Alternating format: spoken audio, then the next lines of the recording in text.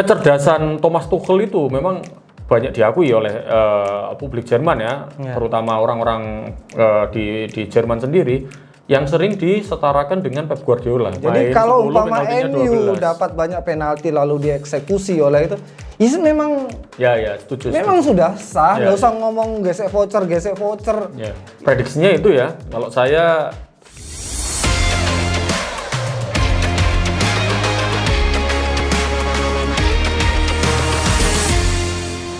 Hiperbola Dunia bersama saya Ilham Zada, Ainur Rohman. Jadi kali ini Cuman berdua ya? Berdua ya. Kenapa berdua? AC Milan, Inter Milan, kita bahas Premier League. Gak nyambung. Oke, nggak apa-apa. Tapi nggak apa-apa, karena liganya yang masih berjalan, yang baru berjalan itu adalah Premier League ya. Lagian kan ini dibilang hiperbola dunia ya? Jadi akan membahas Serie A, membahas juga Premier League. Sepak bola dunia lah. Iya, sepak bola dunia. Tapi ya tentu saja yang nanti paling akan sering dibahas ya Inter Milan dan AC Milan. Jangan kaget. Oke. Nanti kalau Serie A berjalan kita akan lebih sering bahas Serie A ya. Ya, Serie A agar lebih diperhatikan lah. Katanya kok liga aki-aki, gimana sih liga aki-aki? Ini liga pemain muda, liga juara ini. Ya karena kita era 90-an. Oke, kita langsung aja pembahasan soal Premier League.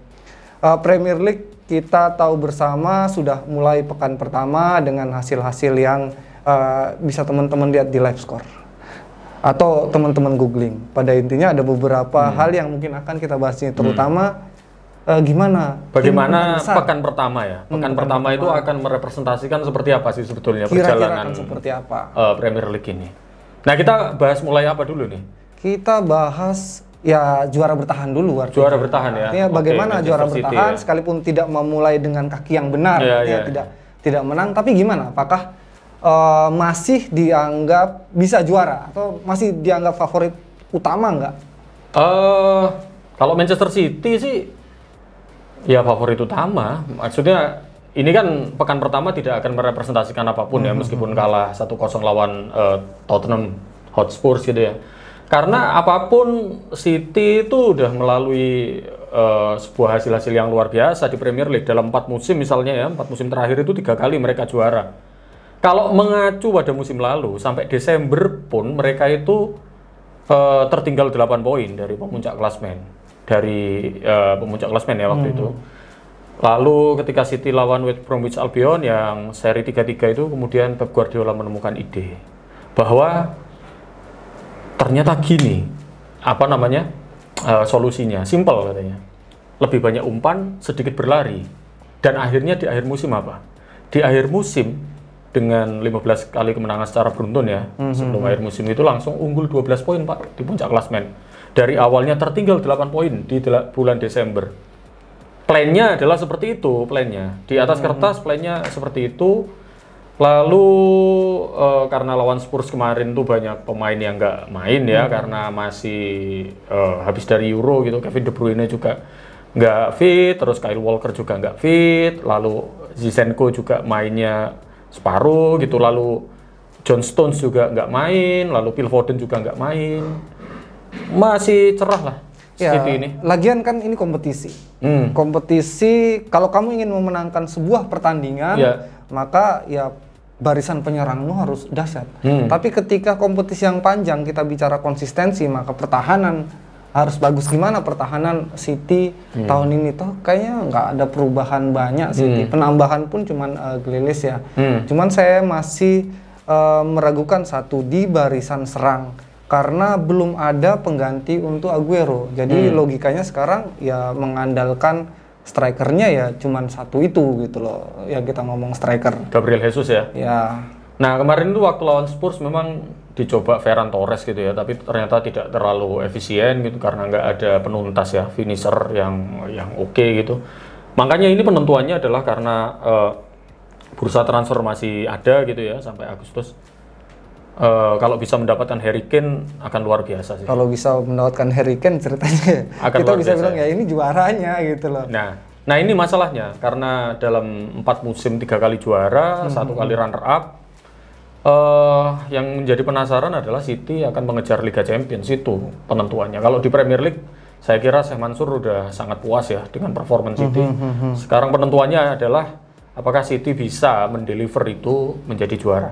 Karena melawan Chelsea misalnya 2 kali di single game gitu ya, single elimination di semifinal Piala FA kalah 1-0 juga, lalu di final Liga Champions juga kalah 1-0 juga. Ini akan menjadi penentuan. Karena bagaimanapun juga banyak orang yang kemudian membantah bahwa Pep Guardiola sering overthinking ketika pertandingan-pertandingan besar.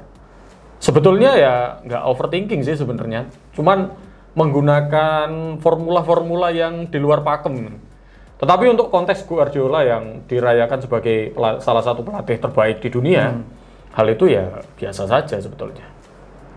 Lalu kemudian kalau bicara sekarang itu berarti titik yang masih kurang, ya berarti striker ya.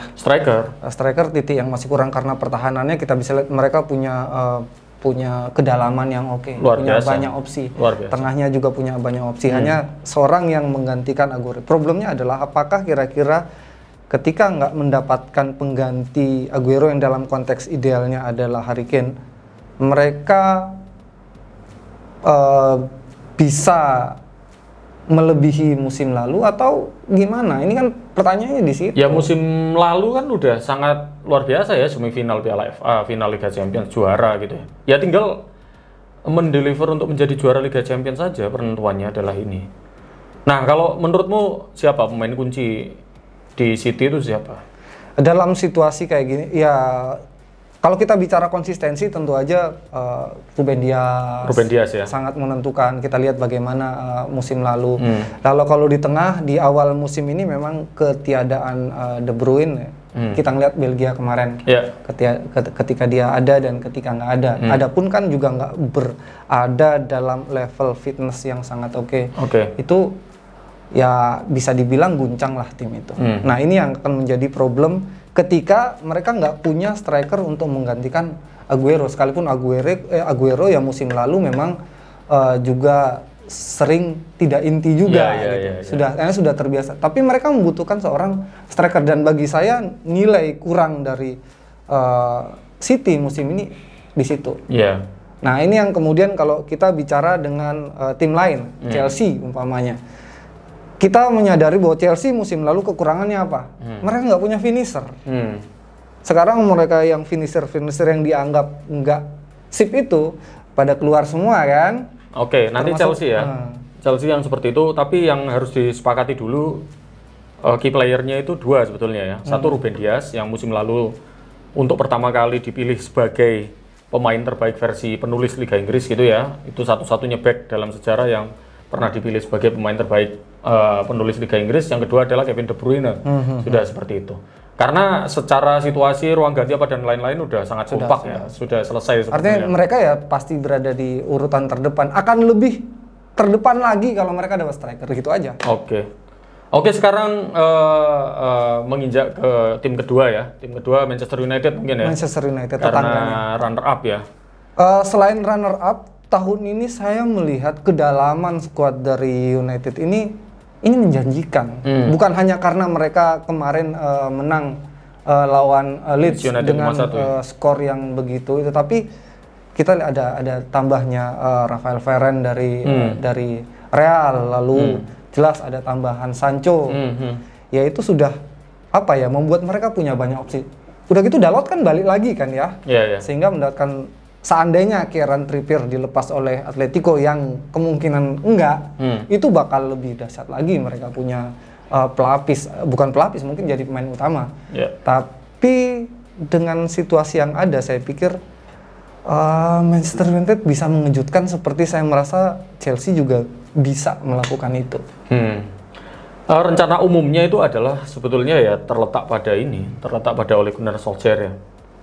Kalau misalnya Solskjaer ini aman sampai akhir musim, dia akan menjadi pelatih pertama pasca Alex Ferguson, Sir Alex, yang memiliki masa pekerjaan yang paling panjang di Premier League gitu ya, 3 musim penuh ya, full season. Karena harus diakui ya, pelatih-pelatih pasca Sir Alex misalnya David Moyes, Louis van Gaal, Jose Mourinho memang tidak terlalu kreatif lagi ya. Sudah kreativitasnya itu udah turun gitu lah ya. Jadi statis gitu. Saya melihat justru bukan bicara soal taktik, lebih kepada mereka nggak bisa menguasai ruang ganti. Ya. Apalagi Mourinho ketika menjadikan Pogba apapun Pogba seorang menjadikan dia seolah-olah wah ini pengganggu di ruang ganti dan lain sebagainya. Tapi menyebutnya virus makanya. Tapi pada masa ini, pada era Ole Gunnar yang banyak orang mengatakan dia secara taktikal kurang, tapi banyak pendekatan lain yang membuat dia bisa membuat tim ini menjadi lebih menyatu. Apa faktor lainnya? Apa faktor yang kira-kira menurutmu membuat Pogba jauh lebih nyaman dari beberapa musim, semakin nyaman seiring dengan era. Nah, itu yang menarik adalah gini, banyak orang yang menganggap bahwa Solskjaer ini sebutannya ya, ejek-ejekannya di medsos gitu ya, di Twitter misalnya guru penjas, miskin taktik gitu ya. Padahal Solskjaer ini ya harus diakui bahwa sebelum terjun ke menjadi pelatih profesional kan dia tahun 2008 sampai 2011 itu menjadi pelatih akademinya Manchester United ya. Lalu dia melatih ke Norwegia di Molde dan untuk pertama kali dalam 1 abad, Pak. Dalam 1 abad, 100 tahun lebih, itu Solskjaer membawa Molde untuk menjadi juara di divisi teratas. Mungkin orang-orang pasti akan bilang gini, wah itu kan Molde. Nah, tapi kan ini bagaimanapun menciptakan sejarah dan yang tidak dilakukan oleh Jose Mourinho misalnya ya, ketika Solskjaer pertama masuk ke Manchester United, dia langsung datang ke akademi. Dia langsung berbicara dengan para pemain akademi, membuat struktur menjadi lebih baik, lalu kemudian membuat kulturnya juga lebih baik, lebih banyak respect gitu dan lain-lain. Nah, Pogba itu juga diperlakukan seperti itu oleh Solskjaer. Jadi Solskjaer itu mencoba untuk melakukan hal yang sama yang seperti dilakukan oleh Didier Deschamps di Prancis. Maksudnya Pogba itu kan mendefinisikan dirinya sendiri sebagai joker sebenarnya, suka bercanda dan lain-lain. Nah, ketika ketemu orang yang sangat konvensional dan konservatif seperti Jose Mourinho, mesti slack kan. Mourinho nyebutnya dia sebagai seorang virus gitu ya, yang pengganggu, yang meracuni ruang ganti dan lain-lain. Tapi kalau kita melihat Pogba sebagai seorang pemain itu kan sangat luar biasa, sangat bertalenta, dan itu yang dimanfaatkan Deschamps. Maksudnya memberikan sisi-sisi kreatif, membebaskan Pogba untuk menjadi seorang pemain yang kreatif. Ya hasilnya di pekan pertama kemarin dia menciptakan berapa ya? 4 assist ya? 4 assist ya, melawan Leeds United gitu. Dan kecepatan umpannya, akurasinya kan sangat luar biasa dalam membuka ruang. Iya, dan musim lalu kalau kita melihat Pogba, memperhatikan Pogba musim lalu, Pogba itu sering sekali mendelay bola, padahal keunggulan Pogba adalah satu sentuhannya. Begitu dia menerima bola, melepas satu sentuhan, terutama umpan-umpan panjangnya ataupun umpan terobosan, dan itu udah menjadi keahlian dia ketika dia masih di Juventus. Dan ketika pertandingan kemarin, ya itu keluar gitu. Jadi nggak terlalu berlama-lama mendelay bola, tapi kemudian langsung mengalirkan. Mirip di tim nasional Prancis ya? Ya, seperti itu. Dan ini artinya seorang pelatih bisa meyakinkan dia untuk gini loh, ayo. Iya, betul. Dan Solskjaer ini walaupun belum juara ya, tapi kan udah runner up Premier League, lalu final Europa League dan kalah penalti ya lawan Villarreal. Itu bisa nggak setelah ini Solskjaer itu mendeliver Manchester United menjadi juara? Karena apapun kemudian kalau tim olahraga ya, tim sepak bola, hasil akhir itu yang kemudian menjadi penentu apakah bisa nggak Manchester United itu kemudian menuntaskan musim ini menjadi juara, itu yang menjadi tantangannya dan sangat berat sekali kan. Maksudnya dengan era persaingan yang seperti ini di Liga Inggris saja, di Premier League sangat luar biasa itu sebetulnya. Nah, soal itu kemudian ya, sekarang pemain kuncinya siapa Manchester United menurutmu? Ya kita bisa bilang yang udah terbukti jelas adalah si Fernandes ya. Jadi ketika dia datang, bukan Luke Shaw ya? Ya Luke Shaw oke lah, tapi maksudnya kita bicara yang bisa benar-benar mengubah bagi saya ya Bruno Fernandes. Dan saya berharap ya yang untuk menyuntikkan itu kan permainan. Kedatangan bek baru Rafael Varane ini bukan sekedar menyuntikkan skill atau teknik, tapi menyuntikkan kematangan dan mentalitas. Dan saya pikir itu yang dibutuhkan, apalagi dengan musim lalu dua runner up. Ini kan berarti mereka butuh suntikan secara mentalitas, kepercayaan diri bahwa ini tim juara. Dan saya merasa selama ini yang kehilangan dari Manchester United bukan soal kehilangan kepercayaan diri sebagai tim juara. Iya, Rafael Varane kan serial winner ya. Juara apapun lah, Liga Champions pernah, Piala Dunia pernah, Euro pernah nggak? Belum ya kalau Euro. Ya, belum. Jadi apapun ya, Piala Dunia sama Liga Champions kali waduh, itu udah selesai serial winner. Apalagi nambah Jadon Sancho ya. Sancho bagaimanapun juga salah satu pemain paling berbakat di Inggris gitu ya. Nah, betul kalau key playernya saya setuju Bruno Fernandes gitu. Karena seperti yang tempo hari saya tweet juga ya, ketika Pogba diwawancarai oleh Sky Sports itu kan mengatakan pada detik pertama ya, atau hari pertama ketika Bruno datang ke Old Trafford, dia nggak segan-segan gitu, nggak sungkan-sungkan untuk menunjukkan sisi leadershipnya. Jadi banyak ngomong, banyak berpendapat, bahkan mengkritik attitude para pemain Manchester United lain yang terutama yang muda yang tidak memiliki mental. Nah itu kemudian Bruno melakukan itu dan mencoba untuk memimpin di ruang ganti. Itu yang menarik sih. Nggak heran ketika di Portugal dia hilang. Karena ya ada Ronaldo ya. Jadi Anda harus berada di bawah Ronaldo. Sebetulnya kalau sisi permainan, kalau melihat lagi di Portugal bagus. Maksudnya banyak dia menciptakan key passes. Cuman kan beberapa kali banyak yang terbuang kan peluang-peluangnya. Dan Bruno kalau misalnya dikatakan flop di timnas Portugal, sebetulnya enggak juga kalau kita melihat secara detail dan fair ya. Ya kadang kan kalau pemain MU sering dibully gitu ya oleh pendukung yang lain gitu. Cuman ya nggak apa-apa lah. Maksudnya cara menutup bulian itu adalah menampilkan permainan terbaik. Sama seperti ketika awal si Bruno Fernandes itu datang, sering sekali kan MU itu dapat penalti. Saya bilang wah dikit-dikit penalti. Ya kenapa dikit-dikit penalti? Karena banyak aksi di area penalti. Jadi orang nggak hanya bilang, wah enak penalti kan memang ada aturannya. Gocok voucher. Gosok voucher. Ya enggak. Ya berarti tim ini sering artinya berinteraksi di area penalti. Kalau umpama jarang masuk area penalti, kapan ada pelanggarannya di area penalti? Ibaratnya kan kayak gitu. Artinya ini ada kemajuan. Itu bukan juga penalti gaib juga ya? Oh enggak lah. Sekarang ada VAR kok penalti gaib gimana? Kalau Liga Indonesia zaman dulu ya itu Liga Indonesia penalti gaib. Jadi kalau umpama MU dapat banyak penalti lalu dieksekusi oleh itu, itu memang setuju. Memang sudah sah, nggak usah ngomong gesek voucher. Ini udah ada teknologi, udah ada yang ngatur gitu. Oke, jadi memang setuju ya kalau key playernya itu adalah Bruno. Nah sekarang berlanjut ke tim yang lain ya. Tim ketiga adalah Chelsea. Gimana Chelsea? Chelsea ini kita sudah sama-sama tahu. Kita bicara musim kemarin dulu. Musim kemarin itu kan peluangnya banyak banget. Pertahanannya oke, peluangnya banyak banget. Timnya termasuk stabil.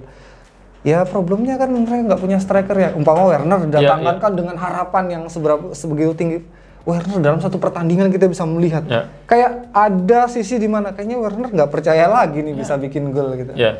Musim ini mereka kedatangan Lukaku yang baru saja membuktikan diri bersama Inter Milan. Lukaku yang dulu pernah datang ke Chelsea tapi tidak mampu mencapai levelnya karena dia masih sangat muda. Ini sekarang Lukaku yang berbeda, Lukaku yang sudah jauh lebih matang, sudah jauh lebih terbukti. Lalu variasi permainannya sudah jauh banget. Kita lihat kita lihat ketika dia bermain di Belgia, dia bukan jadi target man aja gitu loh. Dan ini Lukaku, saya pikir faktor yang bisa menentukan. Aku tadi ngecek siapa top scorer Chelsea di Premier League musim lalu. Siapa? Coba. Tebak aja.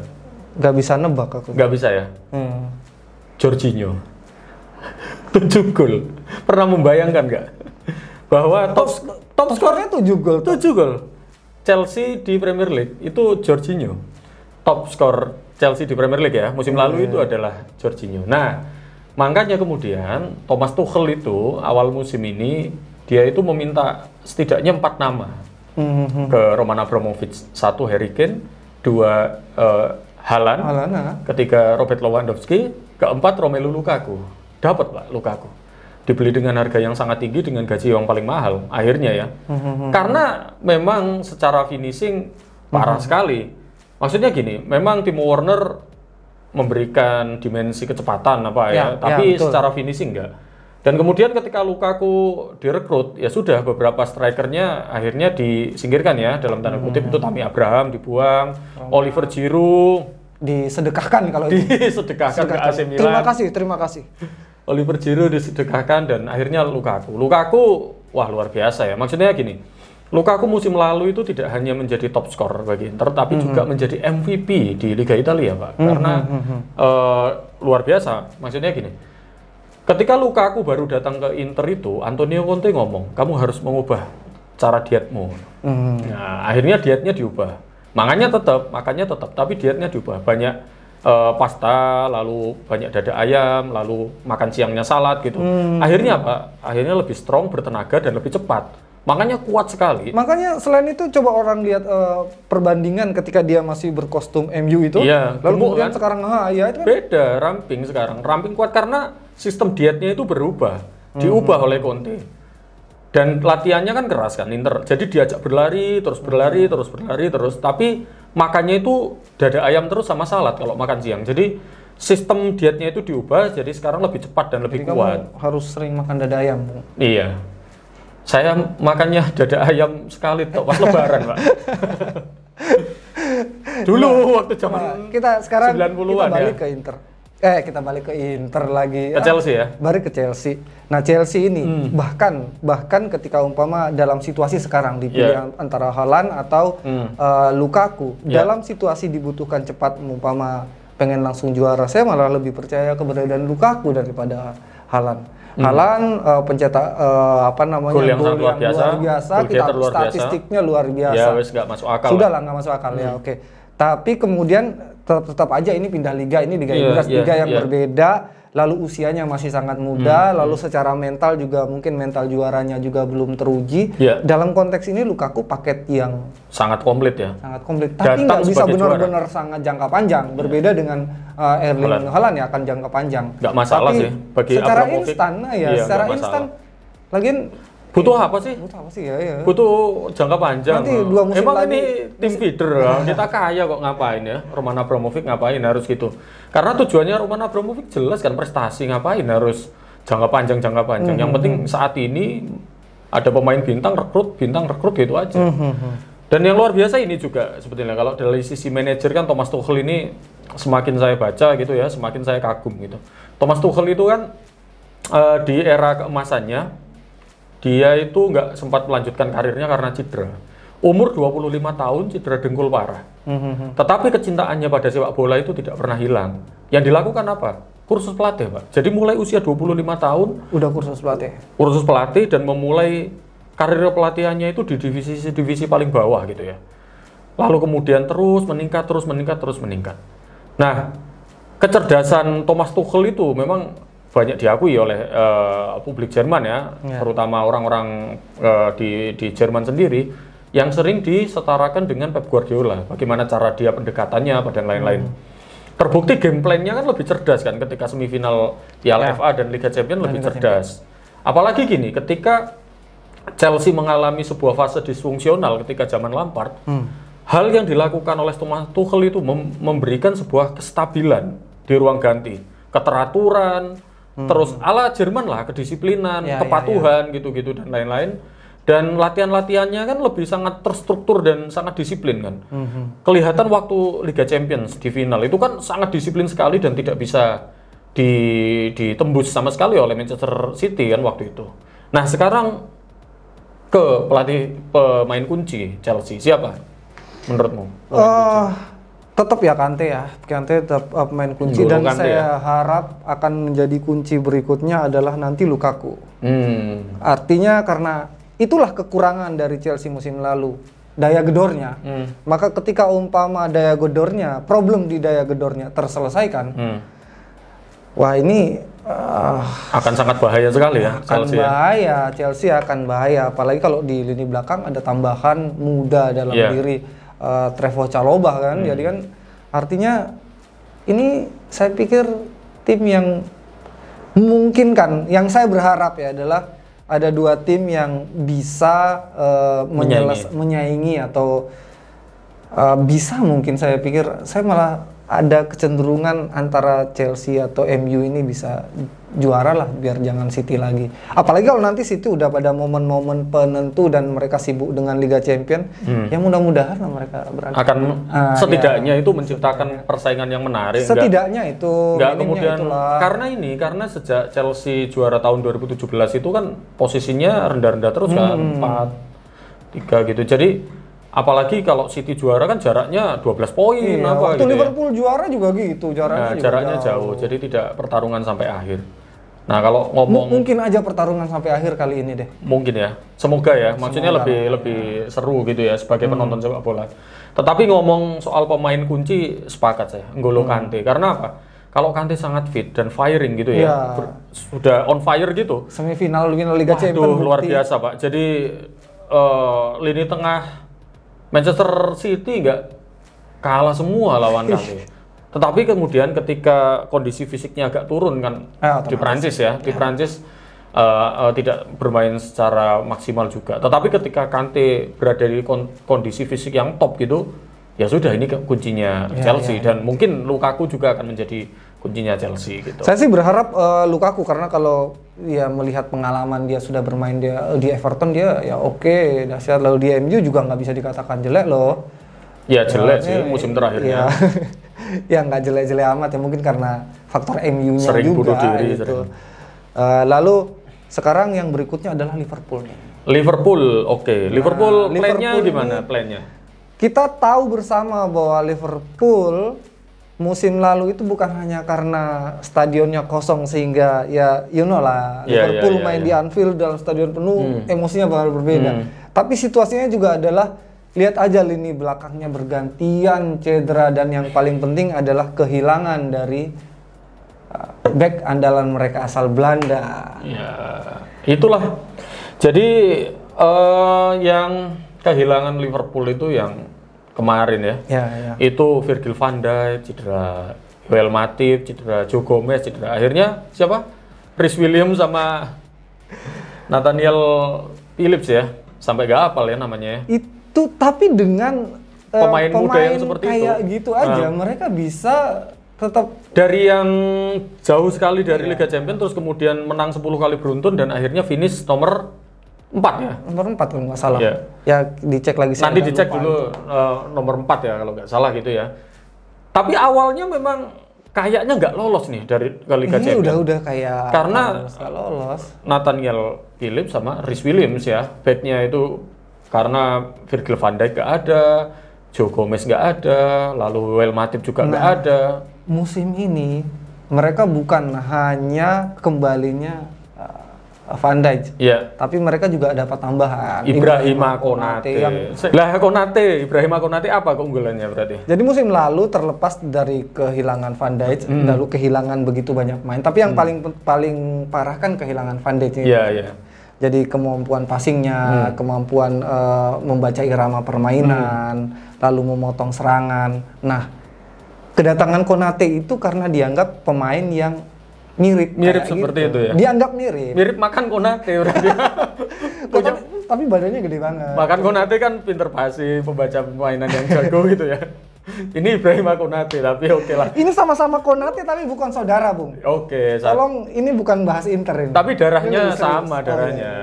Darah Konate kan. Darah Konate. Oke. Jadi dia sekalipun badannya yang besar itu, tapi dia terhitung sebagai pemain yang cepat. Ya, artinya unggul bola udaranya bagus. Dan kemampuan passingnya itu ya dia terhitung di atas rata-rata untuk ukuran back. Ini penting banget untuk jadi ketika kehilangan Van Dijk, mungkin dia akan bisa menjadi pelapis. Jadi entah gimana caranya nanti mereka bisa bermain berdua, saya belum bisa punya bayangan tentang itu dengan gaya yang sama. Tapi setidaknya kalau ada sesuatu terjadi dan rotasi, ya ini kan dianggap sebagai model yang mirip dengan Van Dijk.